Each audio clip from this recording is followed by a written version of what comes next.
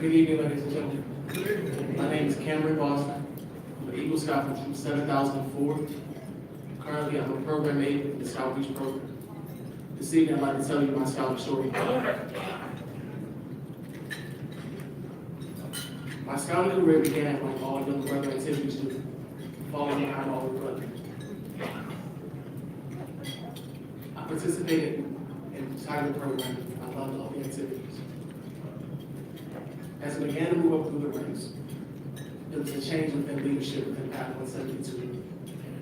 My mother took over as a scout master. So needless to say, I was on my best behavior.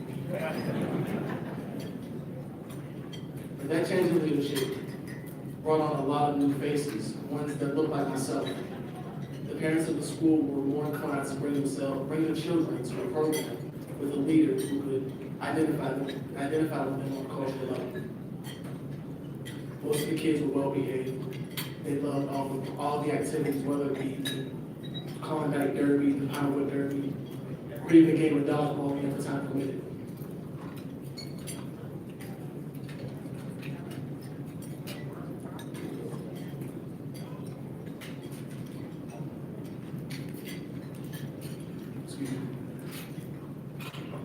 Throughout my time at Cub Scouts, I made friends that lasted the test of time.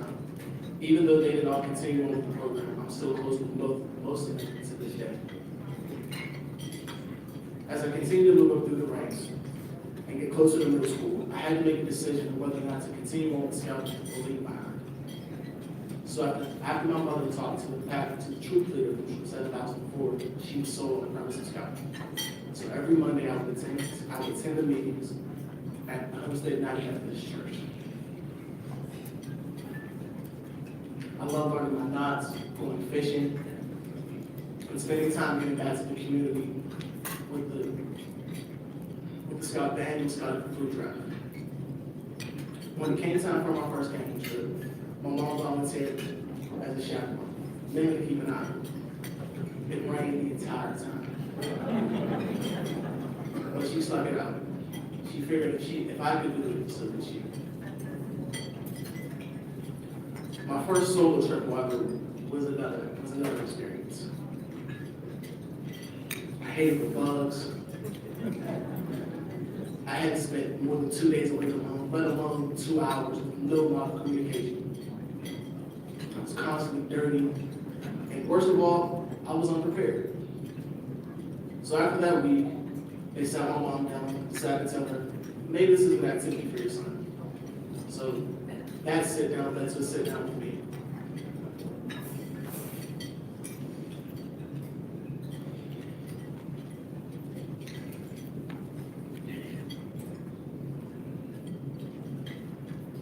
I didn't understand the opportunity that was being given, but she did. So we decided to try it again. This time, after a full year, we packed up my stepdad's truck for another week at Heritage Reservation. This time I took the time to appreciate everything Scouting had to offer. Scenic views, getting away from home, just immersing myself in everything. After that, I was hooked. I went to every meeting with a sense of purpose.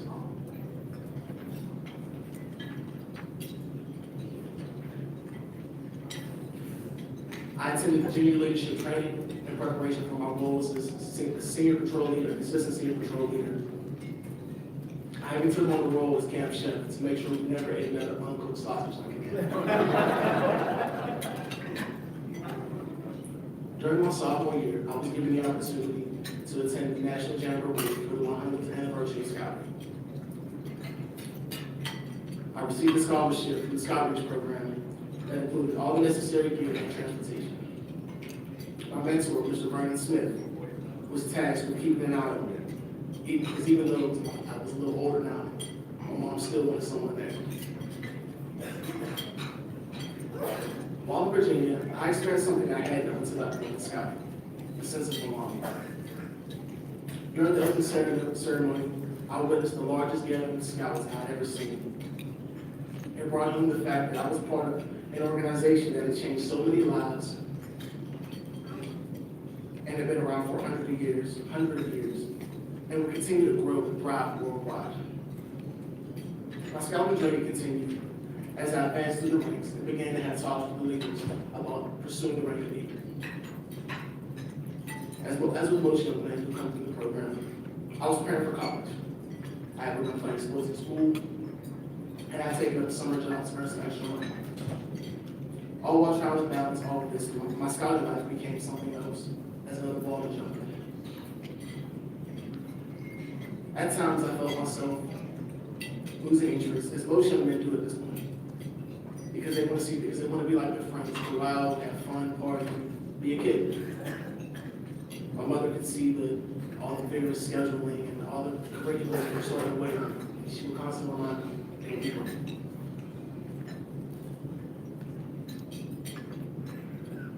So every Monday after football practice, our chief secretary would pick me up and take me to the meetings. When it came time to plan and carry out my Eagle Scout service project, I had exactly 1 month to complete it. My project was to build a trophy case for my school's marching band that would house all the awards and trophies they received for the last 30 years. I received my final signature 3 days before my 18th birthday. I finally done it after years of working hard, balancing our curriculums, academic scheduling, and lots of extracurriculars. I had achieved the rank of leader, the highest rank that could be achieved. I was on my way to college in the coming fall, and made sure to give the details about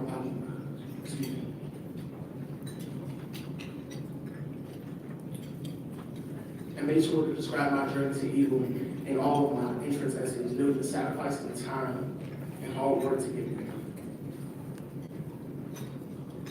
Heading into my senior year of college, I was faced with a decision to either take on more debt or find a position to allow me to gain more experience while saving for my final year. I went to my mentor, who suggested that I get involved in scouting. He told me that Ms. Brooke Parker had positions in Scoutreach and that she was looking for eager applicants. Initially, I was nervous to work with the kids. After my interview, the first thing she told me was, these kids are going to test you. I took that with a grain of salt.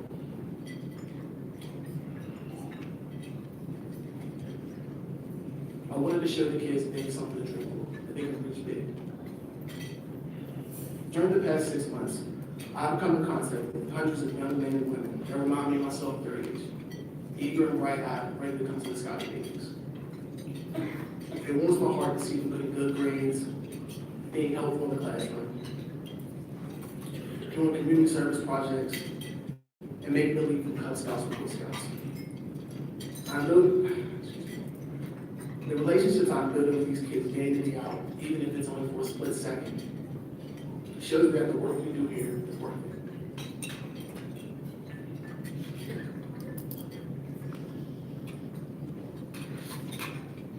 My experience with scouting has come full circle, and none of it would have been possible without Scoutreach and the hundreds of donors that make this program affordable and available to young persons across the city. Today I encourage you to give to another kid the same opportunity I was given. There are pledge cards on the table. Any donation you can make will be greatly appreciated. Your support to ensure our youth have positive and productive programming that will make a lasting impression on their lives, just as it does mine. Thank you in advance for your donation. Thank you to my parents, my mentor, Mr. Martin Smith, for supporting me throughout my scouting career, past, present, and future. I'd like to thank Ms. Sharon Bowles, Ms. Brooke Parker, Mr. Alan Parks, for giving me this opportunity to speak with you this evening. And please use this card to the table.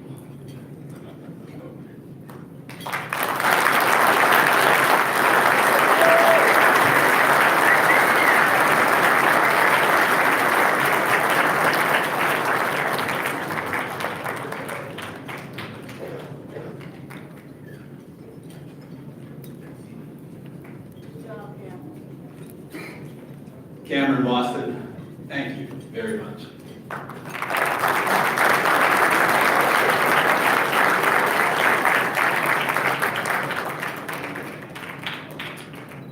It is every parent's dream to spark an interest that ignites a passion that last their child a lifetime.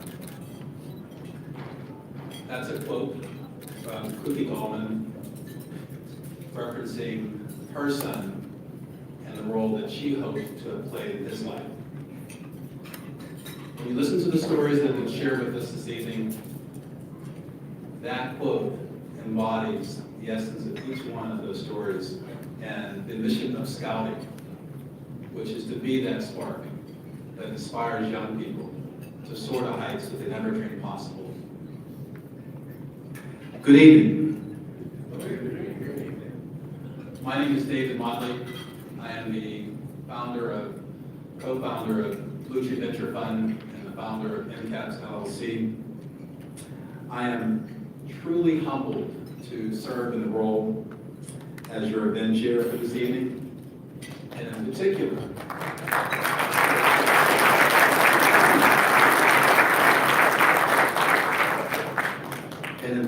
to have anything to do with something that carries the name of Judge Libby Johnson.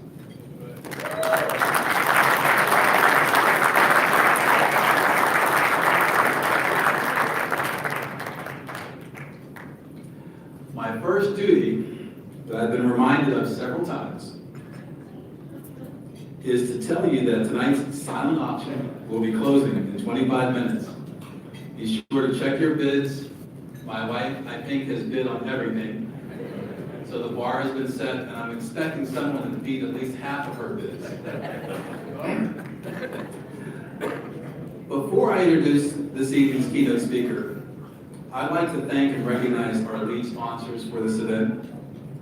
Our presenting sponsor, FedEx Ground.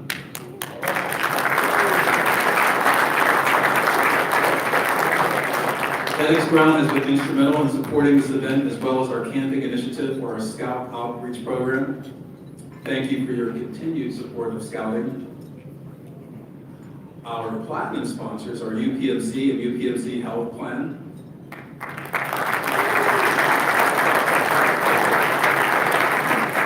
Thank you for your continued support of Scout Reach and the Laurel Highlands Council. Please refer to your program for our remaining sponsors and ads. Because of all of their efforts, tonight's event raised a record $105,000. Those dollars would go to support our Scout programs across multiple venues. Once again, please join me in giving a rousing round of applause for all the sponsors.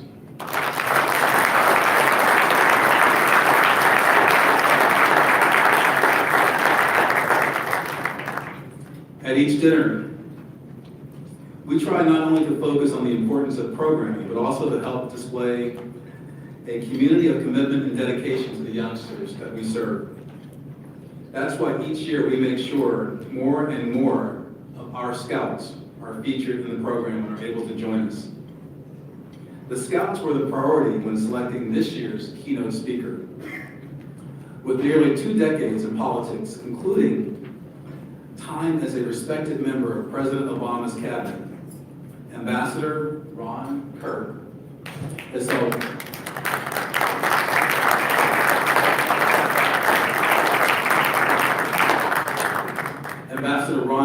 held many firsts.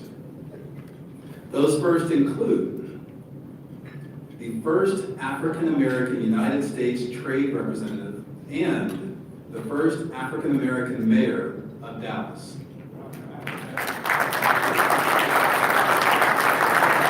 While serving in Dallas, he earned a reputation for bringing together diverse coalitions and to getting things done. I have a job for you.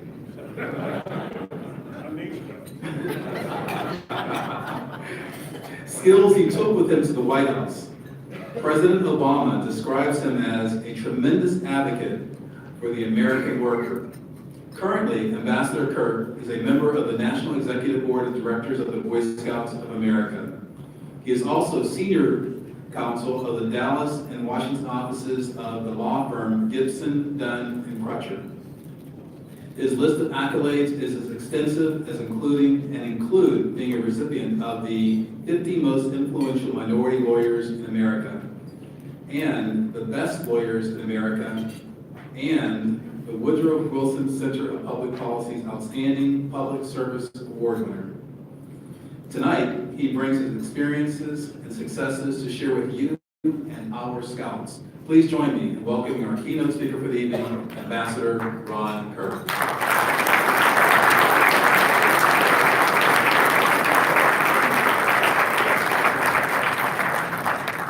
Wow, who knew you folk in Pittsburgh would be so nice to a former mayor of Dallas? But I mean, you'll clap for everything. Y'all are nicest people. David, thank you for that very, very generous introduction. Cameron, you are such an impressive young man. And I love your composure. And I love your reminding us what this dinner is all about. So, in the event that I don't inspire you, I hope you won't overlook the fact that it's all about Cameron and these incredible young people that we are raising this funds for to make sure they understand the benefits of scouting. I want to thank Mel Perchersky and Brooke for the invitation. And Mel, everything that you told me about meeting the Honorable Judge Livingston Johnson was almost true. He's even more affable, even got a better memory than Ron Lawrence. Ron, not only was he telling you about people, he was asking me about people from Dallas that I couldn't remember. And then telling me the years where he met them, when he met them, into Houston, what street they were on, where this restaurant was. And I wanted to go, Judge, I wasn't born then. What an honor it is, Judge, to be with you and Ron. I cannot imagine a more worthy recipient. It is an honor to be with all of you. And thank all of you, seriously, for what you are doing to keep scouting alive. A number of you have asked me why I'm here.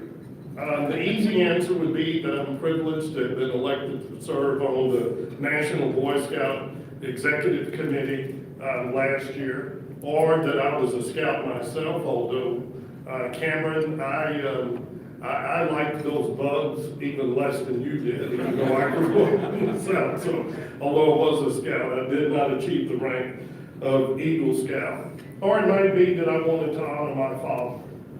And it was so interesting to me to hear Ron Lawrence and Judge Johnson talk about scouting. My first scoutmaster was Leandrew Kirk Sr., who was my father, and he was the scoutmaster that organized the Colored Boy Scouts troop in Austin, Texas. And much to his dismay, his two most challenging scouts were my brother and myself. But he did a fine job of all the rest of those other young men. And you might think I came to remind you, somebody asked me, I sat down and she said, "Where are you from?" And I said, "I'm from the home of the Steel Curtain, Texas." Because we were kind enough to send you Mean Joe Green from North Texas State University, and L.C. Greenwood from East Texas State, and Ernie Holmes, who went to college. I know you said Ernie was your neighbor, but Ernie Holmes went to Texas Southern with my brother and sister, and I opened the door one night during the Texas relays, and the largest human being I've ever seen was standing there. And my dad worked at the post office. This is a true story, worked at night his whole life. And so during the Texas relays, during segregation, all of the kids from TSU would come to our house, not far from the University of Texas. So a doorbell rang, and I mean, there's just this massive human being. And my mother from the back of the house said, "Honey, who is it?" I said, "I don't know, but I don't think I can keep him from coming in here." Thank God he ended up being a friend. But for all of those reasons, I am thrilled to be with you. And I love coming to Pittsburgh. In my career as U.S. Trade Representative, I made a deliberate decision to deliver my first speech ever here at the U.S. Steel Company at the invitation of John Smart. I think I'm the first, or at least the last U.S. Trade Representative, that my good friend Leo Gerard, who's National President of the United Steelworkers, invited to speak to the executive committee, because I worked hand in hand with them to stand up for their rights as well. I served as a trustee for the March of Dimes for a number of years.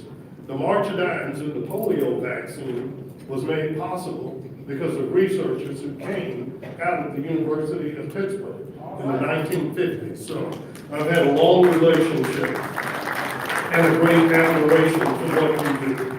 But there is a part of me that also believes that maybe if I come back, that magic that rubbed off in 1996, the last time the Cowboys managed to win the Super Bowl, might somehow go back with me. But the real reason I'm here is the same reason that you all are. Those of us that have been blessed to be a part of scouting in any way at all know that the lessons that we learned as scouts is probably more critical to the development of our young boys and girls today than it was even when we were growing up. So I want to tell you a little bit about my story and just how my life has been shaped, and interweave in that a little bit. I think how scouting has helped me with that. I was born in Austin. I am 64 years old, which is only relevant for those of us that do quick math. I was born the year the Brown versus Board of Education was decided. Judge Livingston and I were talking about his mind is remarkable. Another case that Thurgood Marshall argued that benefited me called Sweat versus Paint, that calls the integration of the University of Texas. But ironically, when I was born as a young kid in Austin, and it's a wonderful city, I was born into the segregated South, just like all of the rest of us. And there were so many experiences that were denied by parents that I could only do because of courageous men and women like Judge Livingston, like Thurgood Marshall and others who helped change the trajectory of my life. And so I was inspired because of the sacrifice of my parents to make sure that my two sisters and brother and I would lead lives determined by our ambition, our work ethic, and our desires, and not because of some artificial constraints that were put on me. And only because it's African American History Month, and I always do this, I'm going to digress for one moment, because David was kind enough to list my accolades, and I always tell people I really wasn't the first African American mayor of Dallas. I always think of myself as the fifth African American mayor of Dallas, because Tom Bradley was born in Calvin, Texas, and escaped Jim Crow and went to California to become the first black mayor of Los Angeles. Maynard Jackson's grandfather founded New Hope Baptist Church in Dallas, Texas, and they were run out of Dallas by the Ku Klux Klan. And as we know, at only 34 years old, Maynard Jackson was elected the mayor of Atlanta and led them through the greatest renaissance ever. He later became a great friend and mentor. And Judge, I would tease him all the time. I'd say, Maynard, I can easily understand why you would leave Dallas because of the Klan. But how the hell did you end up in Stone Mountain, Georgia? That just didn't resonate with me. We'll leave that there. Some of you who love baseball will know that Emmanuel Cleaver really turned Kansas City, Missouri around when he began to highlight the life and the work of all those Negro baseball players. Emmanuel Cleaver was born in Dallas, Texas. Graduated from Prairie View A&M University. And I know I've got one friend over here from California, Willie Brown, the longest tenured speaker in the history of the California Assembly, the first African-American mayor of San Francisco, was born in a little city outside of Dallas. I say that to remind us, particularly during this month, when people ask what's the relevance of studying African-American history, is you cannot deny people the ambition that's in their hearts. And if you don't allow me to flower here, I will go and plant my flag where I can. And so I also say that because it reminds me of something my father said to my siblings and I. Once we had passed Civil Rights Act and Voting Rights Act, and the courts after 1964, Judge, said, we mean now, you've got to integrate these schools. And my dad told us, he said, you're only going to be privileged to be the first at a lot of things, but never forget, I'm going to hold you to a different standard. I want to make sure that you're not the last, because I want you to conduct yourself in a way that door stays open. And the importance of that is 30 years later, I had the privilege to be sworn in as Secretary of State to Governor Ann Richards in the very same state that wouldn't let my parents go. And so later, when I became the mayor of Dallas, I always tell that story, both out of humility, but to pay homage and respect the reality. If we give everybody a chance, there's no telling what they might be able to achieve in life. And if you think about that, that's essentially what scouting is all about. We say the oath, we repeat these words about honor and duty and respect. But at the core of what scouting is all about is what Ron Lawrence talked about, giving young men the confidence to find their way home. Whether it's in the middle of a speech and they're a little bit nervous and they can stop and compose themselves, or whether they're out in the woods and have to use a compass, or whether they're now out trying to navigate a world in which social media can not only make you a rock star in a matter of minutes, but could also get you on the national news because you find yourself standing on the mall in the middle of a protest. And maybe you behave one way that we think is appropriate, and maybe you don't. But it's the principles that we learned through scouting that help to guide us throughout the rest of our lives. So how I got where I am today was following those same principles that not only that I learned in scouting, but having a dad who was a scoutmaster and a mother who was a school teacher also had all of those lessons amplified at home. We understood that to get where we wanted to go, first of all, it had to be rooted in faith. You had to be willing to persevere and work hard to make what you wanted to happen a reality. We had a fanatical commitment to education, as you can understand. And my story is no different than so many of those of yours in this room. And we had an unyielding commitment to making sure that no one else would ever suffer the type of discrimination and the lack of opportunities that our parents had. And we also knew we had a civic responsibility to vote. That too many people had sacrificed and worked too hard for us to have the opportunities that we had for us to be cavalier about that. So if it sounds familiar, I hope it does, because these values and principles are the same as those that are embedded in the Boy Scout code that we all stood and repeated today. But boy, does it feel relevant. When I sat down with my friend Ron Davenport, I hope I don't embarrass him. He asked me, he said, did the president do anything today? And I said, well, Ron, I gotta tell you, I had to make a decision. I can't let him dictate my joy. I said, but you gotta believe he probably did. Because when you wake up every day, isn't it something? You wake up and you have to go to Twitter if you want to know what's going on. But man, do we thirst for those principles in our leaders. Just basic principles, honor, duty, respect for others. Be passionate about what you believe in. Doesn't require you to be dispassionate about what I believe, to disrespect what I believe, to think about our duty to our God and our country, to help other people at all times, to use those words, to be trustworthy, respectful, loyal, helpful, friendly, courteous, kind, obedient. This should not be the exception to the norm. I mean, we should be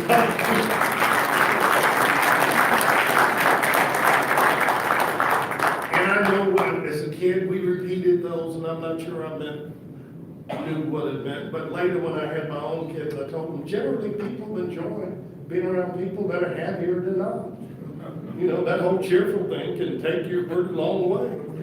Being thrifty is not bad. You heard Cameron talk about having to make some decisions, but it's more fun to have a little money in your pocket than not. But that means you've got to make some decisions. But all of these principles that help to guide us, we sort of took for granted, are important to the development of our young people today. These are not just words on paper, but these are principles that help to build our character.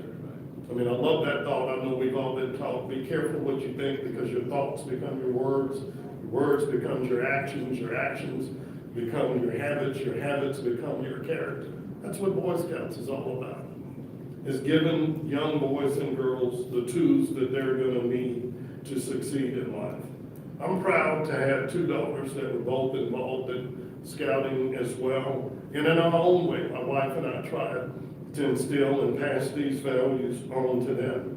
And I had a little mantra that I started preaching to my girls, even when they were in elementary school and middle school, whenever you get old enough to start talking about what you want to be in life. And I always told them, never forget that a vision without a plan is a hallucination. And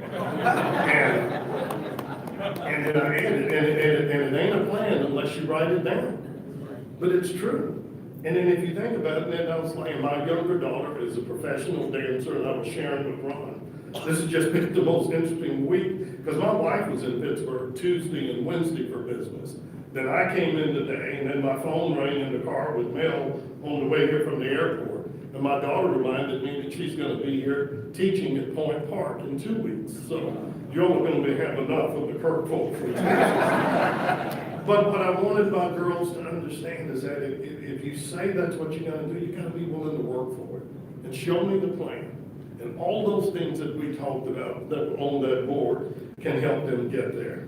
Now, we happen to be a big sports family, just like you are. One thing Dallas and Pittsburgh have in common, we've got great legacies of sports teams. I guess, did y'all get 6 rings, or you still at 5? I don't know. 6, Bird? When did you get 6? All I know is anybody bidding on that Antonio Brown jersey. I kept looking. I thought somebody bid $60. I thought the next bid was gonna be for 15. But as I was watching the NBA All-Star game this weekend and enjoying that, I couldn't help but think about when my Dallas Mavericks finally made the playoffs, and my girls were in high school, and the whole family kind of got into it. And I've had Maverick season tickets for years, and our coach of the Mavericks then was Don Nelson, a former member of the Boston Celtics, and Nelson was just one of those. Well, the kid's still in there. But anyway, he was pretty rough on the officials, and the series was getting really involved. So we go to game 5, and the girls are with us. The whole family's excited, and I don't think we were 2 minutes into the game, and Nelly just lost his mind, screaming at the official. He got a technical foul, thank God he didn't get thrown out. And my youngest daughter said to me, Dad, the game's just starting. Why is Nelly doing that? And if you're a parent, which we all are, raising teenagers, it is a wonderful moment when you say something that they don't just think you're absolutely crazy. And so I told my girls, I never forget, I said, officiating, coaching's a little bit like raising kids. If we don't start raising Cain with you early in life, you'll never get the lesson later. I said, Nelly doesn't care about the first quarter. He's doing this now with the hope that maybe in the fourth quarter, when Shaq travels and pushes off, which he does, that's when they're going to make the call. Just like everything your mother and I are teaching you now, we're hoping that once you go to college and you're on your own, and one of your friends comes up with some really stupid idea, somewhere without you ever mouthing the words, you will think to yourself, my mother would kill me. But that could be the difference between saving your life and making a bad decision or not. And we can laugh about that because we all remember those stories. The challenge for Cameron and this new generation of young people is one of their friends is recording and then posting it on Snapchat or Instagram or Facebook. And then the next thing you know, it goes viral. And as we have seen too often, just over the last several weeks, before we even know the story, everybody's got an opinion. And worse, everybody has a condemnation. So we see a bunch of kids with Make America Great hats on the mall. And what we're told is them insulting a Native American leader, and boy, do we rain down hell and fury on them. And then we get the full picture and realize maybe it's not what we think it is. Or you see a bunch of fraternity kids and they're on the bus and somebody starts a chant that's wildly offensive to people of color. And then it goes viral. And then we see a young man who accuses somebody of the worst crime that you could, and we all rush to judgment. But my point is, having the values, the principles that we learn, one, for the young people, I hope you are here. I will tell you something I have not got my girls to embrace, and I've told every young person who works for me, there is such a thing as the unexpressed thought. Because you think it, you do not have to tweet, you do not have to text. You know, just before you tweet, as Hermit would say, just think about it. But I would also say to the rest of us, when we see these pictures that go viral, before we rush to make a judgment, maybe we ought to take a breath. And maybe we ought to make sure that we all have the full picture of what the facts are because of what they are.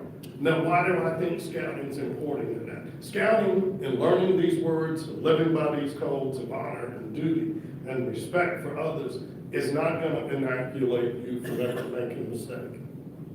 It's not going to inoculate you from people criticizing you from actions. But it will help you more often than not to simply just do the right thing. And that's all that we want as people who believe in scouting, people who believe in your future, is for you to have the opportunity to make a good life, to do what you want to do, to make the right decisions to help you get there. And I think if you embrace these principles, you've got a better chance of getting there than not. As I come to a close, I want to share with you the words that Nelson Mandela used to inspire the people of South Africa when he was installed as his country's first president.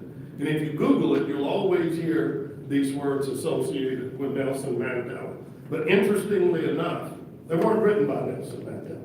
They were written by a woman by the name of Marianne Williamson, who's an American author.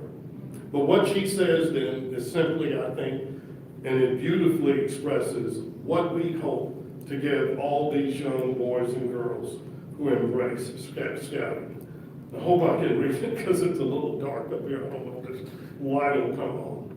But what she says is this: our deepest fear is not that we are inadequate. A lot of you know this quote. Our deepest fear is that we are powerful beyond measure.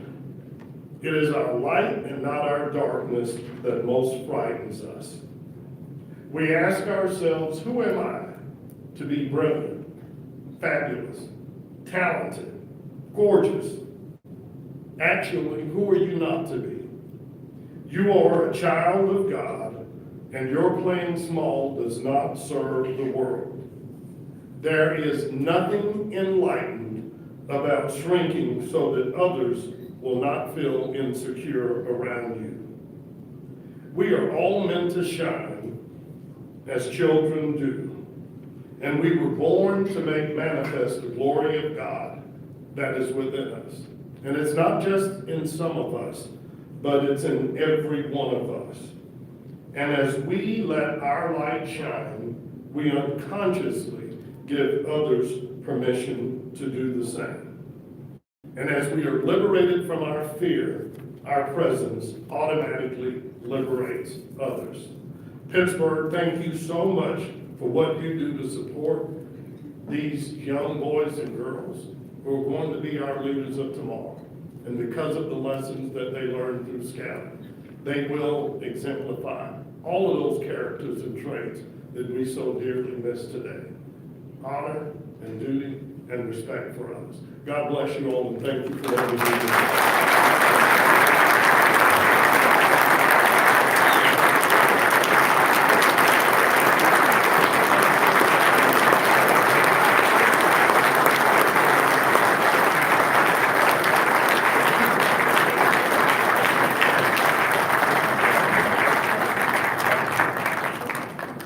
Thank you, Ambassador Kirk, and thank you for serving as tonight's keynote speaker. The remaining awards we are presenting this evening are prestigious awards established in 1978 by the National Council of the Boy Scouts of America to recognize the work of Whitney M. Young Jr. as a civil rights leader. The award is presented to individual volunteers or organizations that have made an outstanding contribution toward implementing scouting opportunities for rural or urban youth within the council. At this time, we would like to acknowledge any past recipients of the Whitney M. Young Jr. Service Award. Please stand to be recognized. Any past recipients?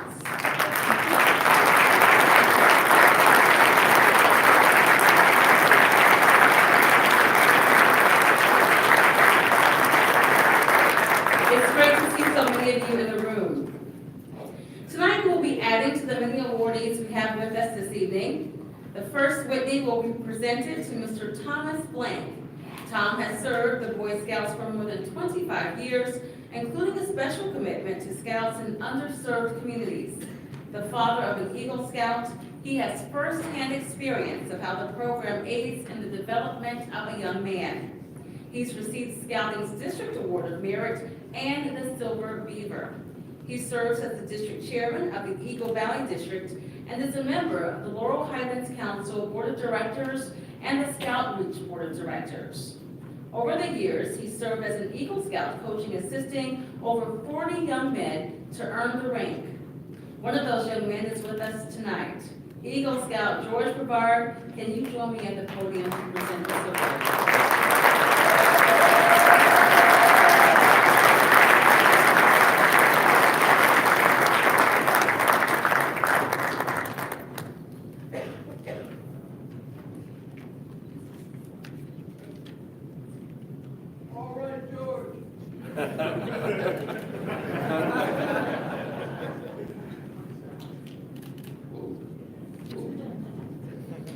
Good evening, everyone.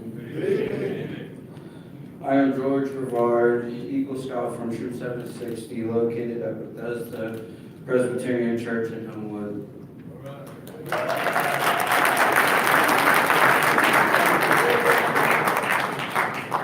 I wanted to help present this award to Tom Blank this evening because of the role he has played in my scouting journey. I was a very shy kid when I joined the Scouts. I was soft-spoken and didn't really assert myself to doing much. Working with Tom helped me develop the confidence with myself to speak in front of a large crowd, like this one that we're having right now this evening. Tom was very instrumental in helping me achieve my Eagle Scout rank.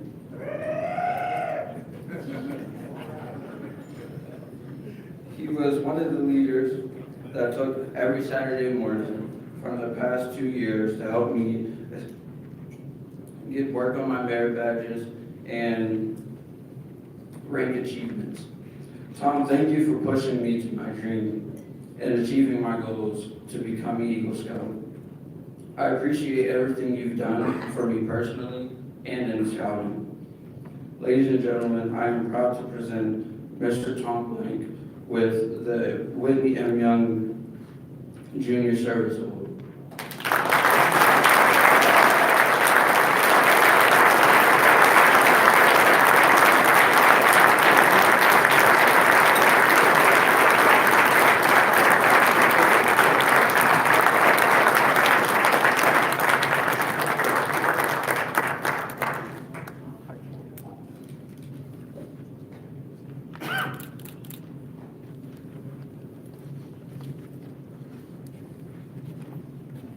Well, I'm very humbled to be here.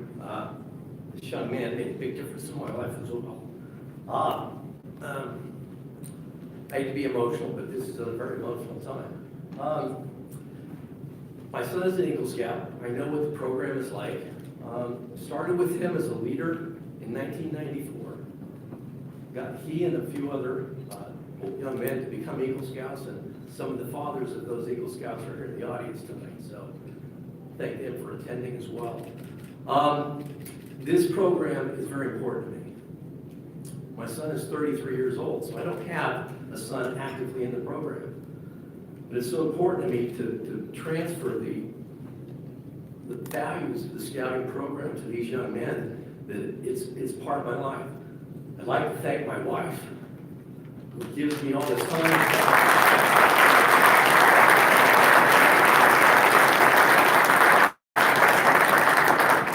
to spend with these young men. They always say that scouting is only an hour a week. There's a lot of laughter in the room. Somebody else asked me the other day how much time I spend in scouting, and I said that it depends on the week. But my average is around 6 to 8 hours a week. Some weeks are about 20 hours a week.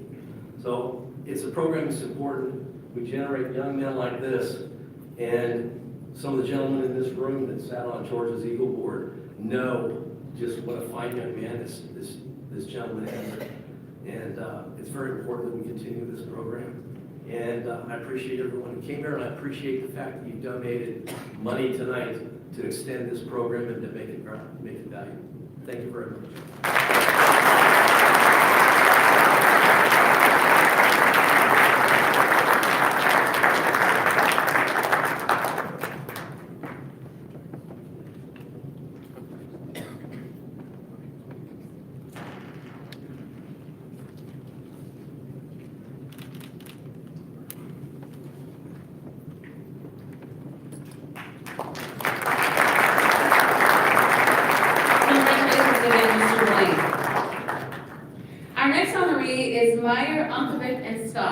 Founded in 1943, the law firm has remained committed to the Pittsburgh community. Its attorneys contribute their time and resources to dozens of nonprofits, including the Laurel Highlands Council of the Boy Scouts and its Scout Reach program, serving as board members and providing support through annual scholarships and volunteer service. Included in their local footprint is the Neighborhood Legal Services Allegheny County Bar Foundation Landlord-Tenant Project that provides free representation to those denied Section 8 public housing, and the staffing of the Landlord-Tenant Pro Se Assistance Project, which provides assistance to low-income tenants. Both the Allegheny County and the Pennsylvania Bar Associations have honored MUS for its commitment to our community. We're happy to add to their list of accolades this evening. Joining us tonight to accept the award on behalf of Mayor Uncle Ricky Scott is Managing Partner Christopher Smith and Partner Andrea Garrity.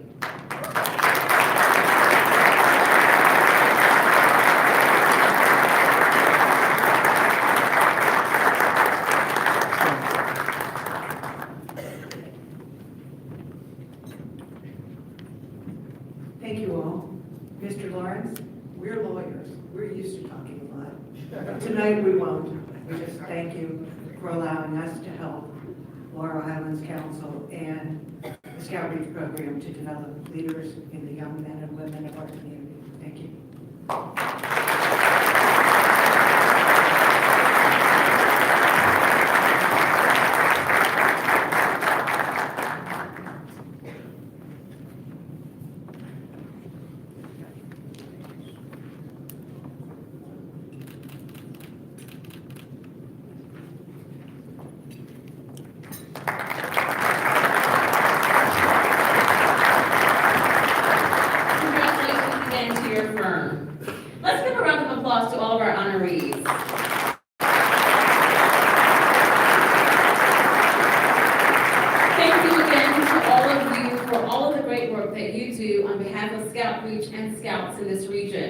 And thank you to all of you for joining us this evening and understanding the importance of helping to nurture and sculpt our future leaders.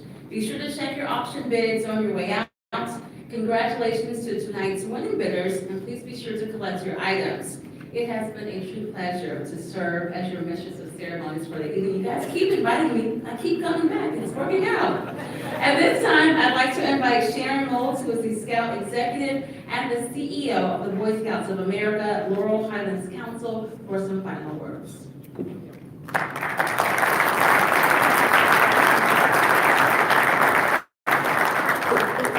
Good evening. She just introduced me, so I'm not going to do it again.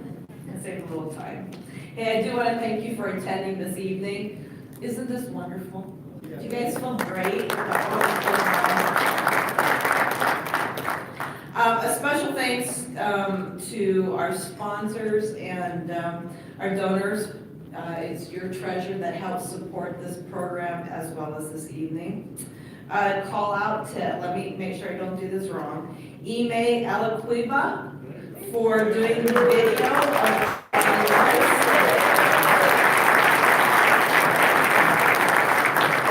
Special thanks to our mistress of ceremonies, the beautiful Lisa Washington. Our treasurer. You can keep coming back all you want.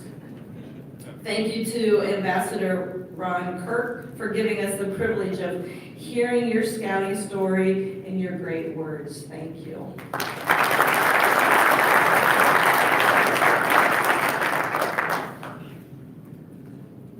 And finally, a special thank you to David Motley for your time of chairing this spirit lifting event. We do have a small token of appreciation, so if you'd join me on the stage, I would appreciate it.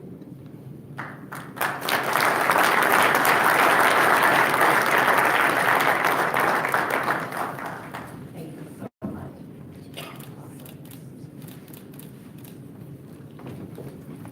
Tonight's honorees of the Whitney M. Young Junior Service Award have demonstrated and continue to demonstrate their commitment to our youth, scouting, and our community, to which we are eternally grateful. Whitney M. Young said, "It is better to be prepared for an opportunity and not have one than to have an opportunity and not be prepared." That's what scouting does. It prepares our young people in leadership, citizenship, for the world and for our communities. It provides them opportunities to really see what's available to them. It opens up doors for them that they can walk through. But scouting doesn't happen without you. You make it possible for scouting to happen for all our youth through your time, even if it's 1 hour a week. Oh, by the way, Tom, it's 1 hour per person. You forgot the small print. Through your time, your talent, and your treasure. And on behalf of the youth of the Boy Scouts of America Laurel Highlands Council, I thank you for being with us tonight and for your continued support of these programs. Also, a note, the beautiful centerpieces in the middle of your table are available to a deserving home. For a small donation, you can help purchase uniforms for deserving scouts and get beautiful orchids in the center of your table. Donation cards are on each table. You can leave the donation at the registration table on your way out. Okay, my notes have changed, so bear with me. So at this time, I asked George Brevard again. He says, "Isn't he awesome?" That's 760 to join me for the closing prayer. Thank you for what you do for scouts.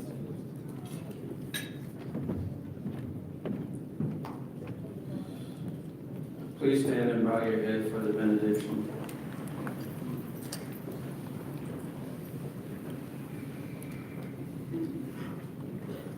Lord, thank you for blessing us this evening to share in the celebration of those who go above and beyond. We are grateful for the difference that you make. We are grateful for the gifts you gave them. We pray you will continue to bless and empower others to do the same. Please lead and guide each of us to live out the purpose you intend. Bless the scouting program and its leadership. We also pray as we depart, you will grant us traveling mercies. And now, in the name of our Creator, may you each be blessed and walk in His way, the truth and the life, and now forever. Amen. Amen. Good night and thank you.